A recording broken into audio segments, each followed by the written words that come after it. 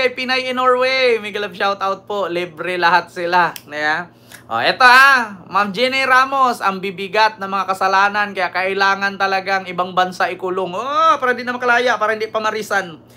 Ito yung sunod mga kababayan. Bongo! Naka po! Si Bongo. Ano ba yan si Bongo? Nabonggo ba? Hindi po. Bongo po. Naghugas kamay na. Bakit? Ever since daw, naging politiko siya. Wala po no pahid korupsyon at hindi daw po siya kasali dyan sa flood control. Corruption. Ito mga kababayan. Totoo po ba? Si Bongo mga kababayan, naghugas kamay na. Ang sabi ni Bongo, ito po yun ito. Sa Pilipinas Today po ito mga kababayan. Si Bongo, ito, Pilipinas Today. Bongo, Senator Bongo. Pagdawit sa akin sa flood control is scam. Recycled issue daw. Ano ba ibig sabihin ng recycled issue? Yung luma, binalik. Binalik ng binalik. Parang si Bato lang yan. Mahilig daw mag-twist, mahilig mag-recycle. Kapag may bagong isyong lumabas, sasapawan daw. Para daw may ganito, ganyan. Ito na, mga kababayan, hugas kamay na si Bongo. Matapos, mga kababayan, ni PBBM galit na galit. Pagkatapos sa galit ni PBBM dahil sa flood control project na awag ito ghost doon sa Bulacan, si Bongo naghugas kamay. Ito po todo tangge si Senator Christopher Lawrence Bongo sa mga aligasyon na nakinabang ang kanyang pamilya sa bilyong pisong halaga ng flood control project na sentro ngayon sa kontrobersyal matapos ibulgar ng Pangulong Ferdinand R. Marcos Jr. ang top 15 contractor na kumorner ng halos 20% ng mga proyekto. These are all recycled and malicious accusation. Ani ni Bongo sa kanyang talumpati sa Senado noong Miyerkules, Agosto 20.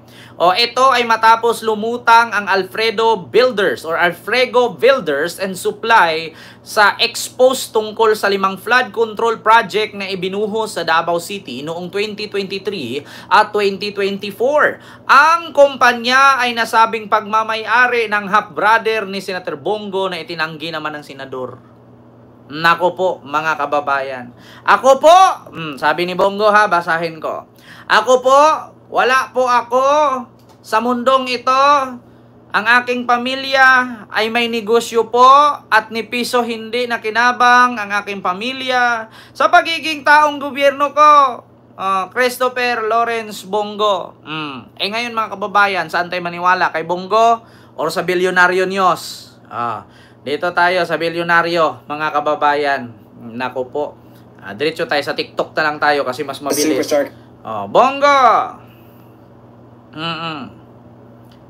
Flood control. Ito na, mga kababayan. Tuloy ang kalkala ng resibo, mahigit 300 milyong piso umano ng flood control projects nakuha ng kaanak ni Senator Bongo. Narito ang exclusive agenda report ni Hannah T.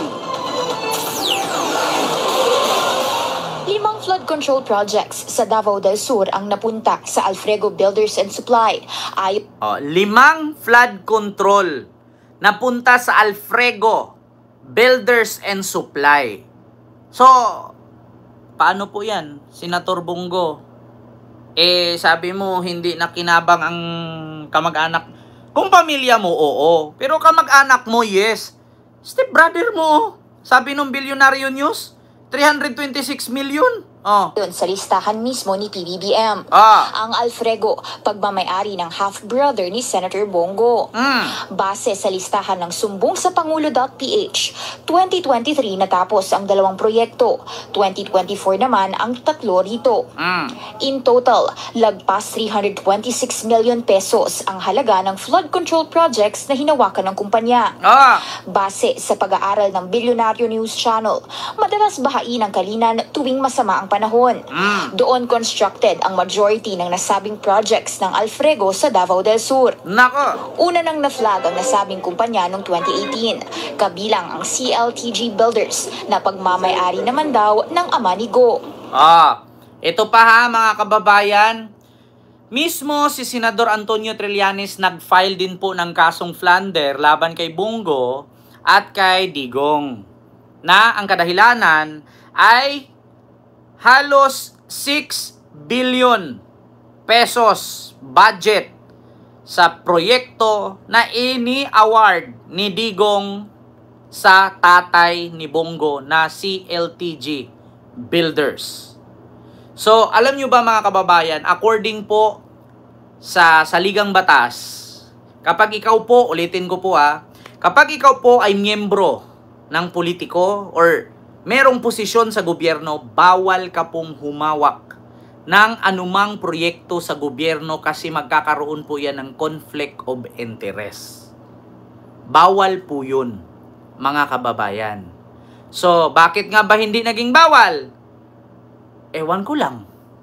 Si Trillanes naman ang nagsabi. Ito, continue natin. Yan ay dahil sa pag-corner umano ng billions worth of contracts sa Davao Region, kasamang DPWH for over a decade.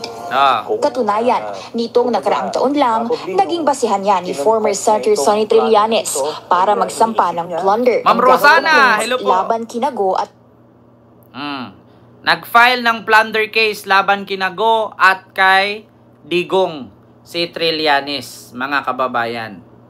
Kita nyo naman.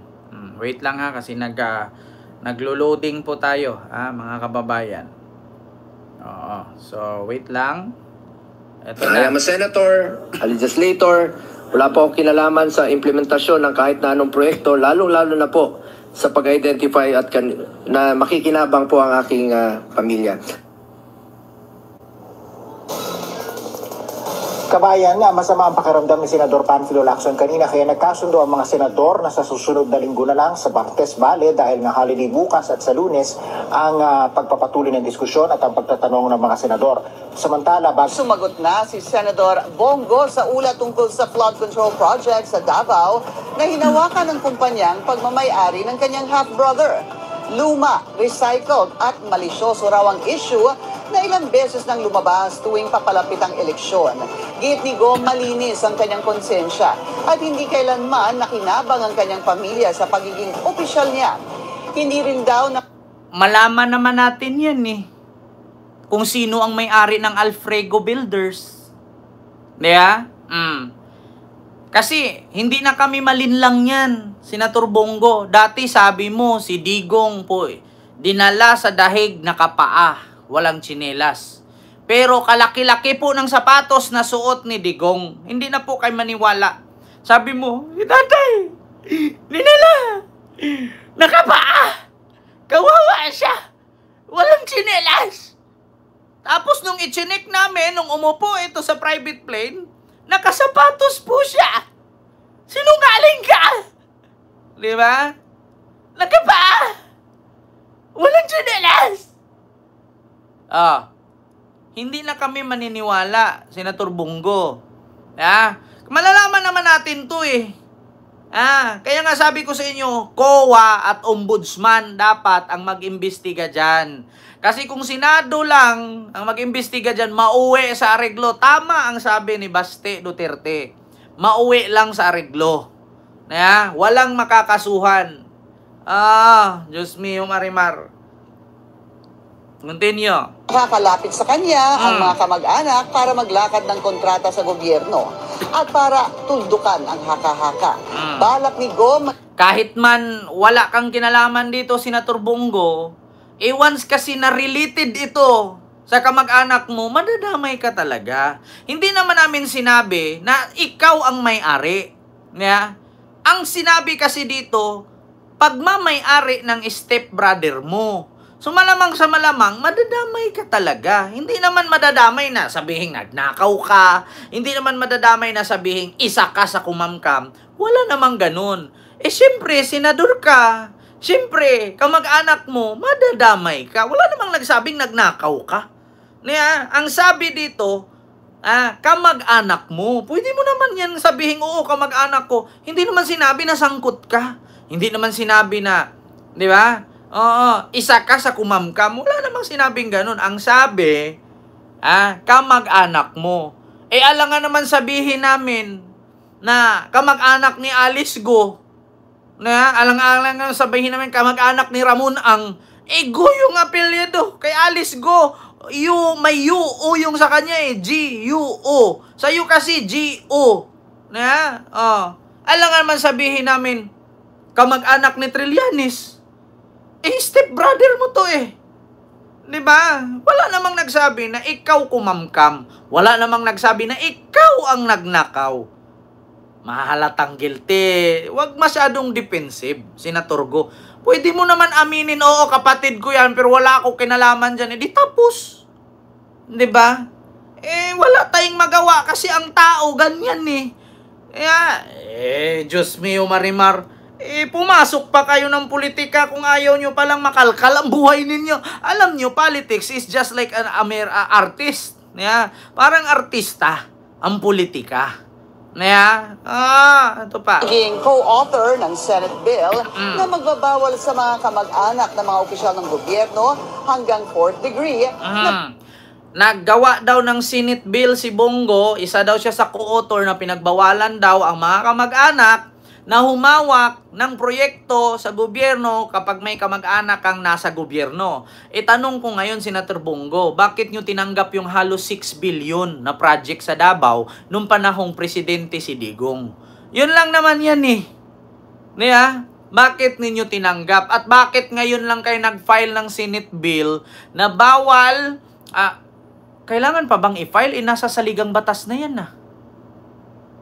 Diba? Hindi nyo na kailangan gumawa ng Senate bill. Kasi nasa batas na yan. Once na ikaw ay na may posisyon sa gobyerno, bawal kang humawak o maskin kamag-anak mo ng proyektong mula sa gobyerno. Bakit gagawa pa kayo ng Senate bill? Para saan yan? Para linlangin ang tao? Na wala pang batas ganyan? May batas na yan. Matagal na yan. Kaya nga si Trillanes ito, Diyos mio Marimar.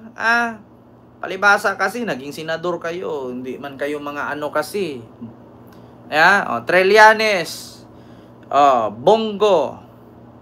Para makita ninyo, mga kababayan, si Trillanes mismo, tandaan nyo, bago naging senador si Bongo noong 2019, siya ay ang special assistant ni Duterte simula pa noong 1998.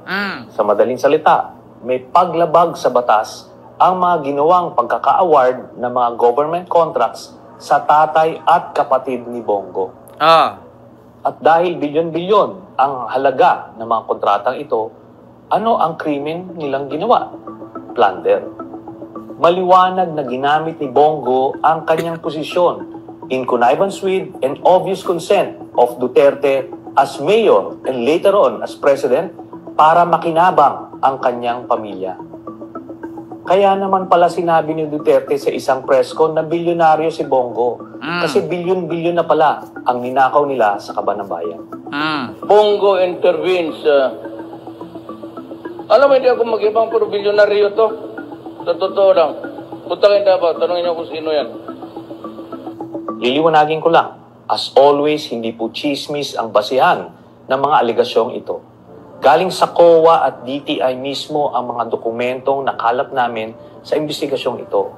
Wala silang lusot dito. Naipakita natin ang isa na namang paraan kung paano mangurakot sina Duterte at Bongo. Sa iba't ibang ahensya ng gobyerno ay meron pa silang iba't ibang pinagkakakitaan. Ito ang pangako ko. Basta pag nawala na sila sa pwesto, ipa-file namin ang mga kasong plunder kina Duterte at Bongo base dito sa mga government documents na ito. Kita nyo?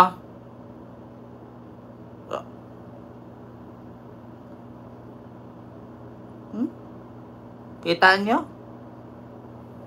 Hindi po yan chismis.